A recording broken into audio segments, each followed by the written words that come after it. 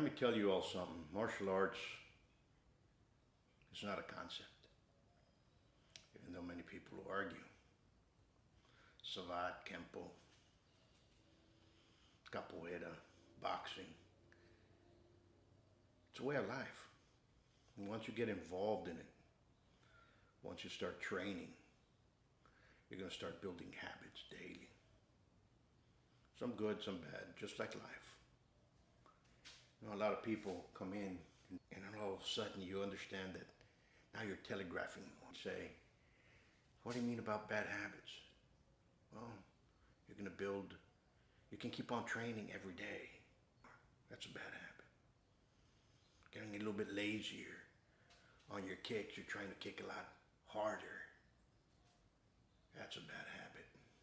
Not that strength is a bad habit, but you start losing the technical, the mechanical structure of the kick, of the punch. So you always have to have somebody that's correcting you, just like in life. Just like in life. And just like in life, those habits, vices, is something that we get involved with. And unfortunately, some people fall into bad vices, bad peers, and go a different way. But you know what the truth is? You have to take charge of yourself. Little by little, start building to better yourself. And that's where Savate training, Kenpo training, any martial art training helps you, because you achieve those small goals and you better yourself in life. You start taking charge of yourself through producing small goals. You refine your technique. You understand your coach, your trainer, your professor, your guru, your sifu. And you start paying attention to what they're telling you.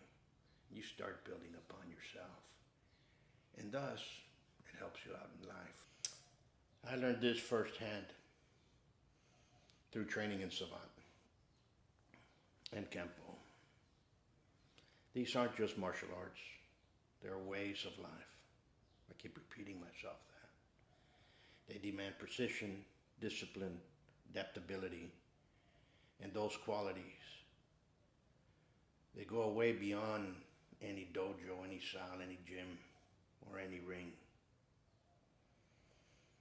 Take Savate, for example. It sharpens your agility, your endurance, your strategy. It teaches you to think ahead, puzzle solving. Now, Kenpo, it's all about fluidity, self-defense, and being aware of your surroundings. It hones your reflexes and makes sharper than you ever thought possible. Same thing goes with capoeira. Start building those friends, you start understanding trust, you start building that community. Boxing the same way. You start respecting and representing the school, the gym, your professor, the ring where you're at. And you start understanding people from different social backgrounds, different neighborhoods, and that makes you better. One of the most powerful hacks I can give you is keep your word to yourself. You say you're going to do something, do it. Don't back out, whether in training. You set yourself to train, go every day. If it's going to be 5 o'clock, you go every day. Don't fool yourself by saying, oh, today I'm going to skip training. I'll go tomorrow. Because then all of a sudden you start building bad habits. It only takes 6. Some people say it's 64. Some people say it's a week. Some people say it's 10,000 times. But it only takes a fraction for you to start building bad habits of that. It's called. Look, Manifestation isn't some magical thinking. It's about getting clear on what you want. You visualize it and you work for it. You want to get better, you train for it. You work for it. People say, oh, I did not receive a black belt. They blame their instructor. How many times a week did you train? Oh, well, I started and I went for 6 months. How many times a week did you train for 6 months? Well, I went every other week. And you expect somebody to give you something? People say, I want to be a silver glove and savant.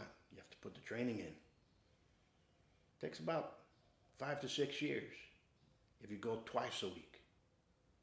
But if you go once a month and you expect to pass exams, it's not going to happen. Remember, those challenges you face as part of your growth. The tough spot you go through now is shaping you for the success down the road. Think back to the things you thought you couldn't handle. Now they made you stronger. They did, didn't they? So why not embrace the struggle now and be part of the plan for you to become better in the future? You see, the real missing ingredient here is willpower. Yeah? And you can learn the techniques, but the willpower, that's really what you want to challenge yourself on. Willpower is something that you want to build, not only for yourself, but for everybody else. I tell you right now, you've got to start here, right in your heart. Will. That's everything. Remember the old saying, I used to go in the boxing gym that said that they used to have a little sign in Dallas. And I used to go train with the guys over with Curtis Cokes. And he had a little sign up there and it said, I can teach you the skill, I can teach you speed, but the will comes from within. And that, my dear friends, that's what it's all about. Will.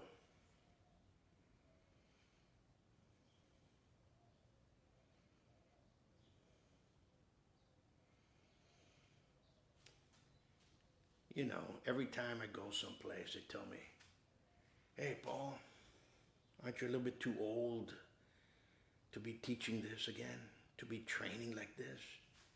To be training to fight? You're too old. You should take life easy. You should be with your family. You shouldn't be teaching. You should be thinking about other things. You know, I used to make fun of my Sifu because one time we were driving to go train in cattle mills. We used to drive an hour and a half through traffic to go train with John Ayers in Akijitsu. And either I'll drive or he'll drive. And he was driving. And one day, you know, we stopped to pick up some drinks on the way. And he goes, don't I get a discount? He pulled out an ARP card. He pulled it out. Now I have one in my pocket. I have one in my wallet. You know that? But people don't understand. I've been doing Savate for 50 years. 50 years, imagine that. I've been doing Kenpo since I was 17 years old. And I've done many other martial arts, and I've met many other great instructors that have influenced my life. And some of them were not even my instructors, they were just friends in the arts that they would say one key thing and you would understand what they were talking about. That's called respect, that's called understanding. You know, people say, Paul, 50 years, yeah, 50 years. 11 surgeries in my hand. Lost my hand. You can see the scars. You know, I was going for a bout.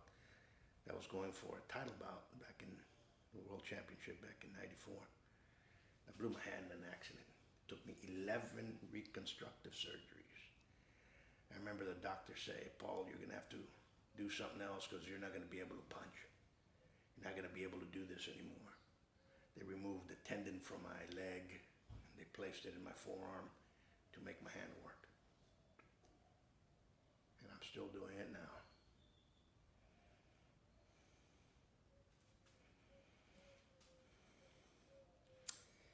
You know, one of the doctors I ran into years later, he told me, now you can close your hand. Yeah, I can make a fist. Still doesn't close properly, but I train every day to be able to keep that. He said, Paul, I thought that would be impossible for you to ever do that.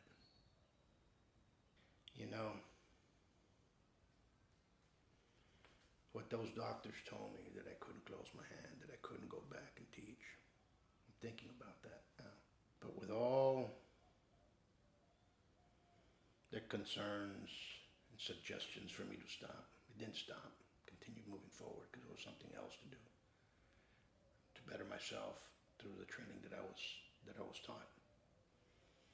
And it's very impossible to stop that.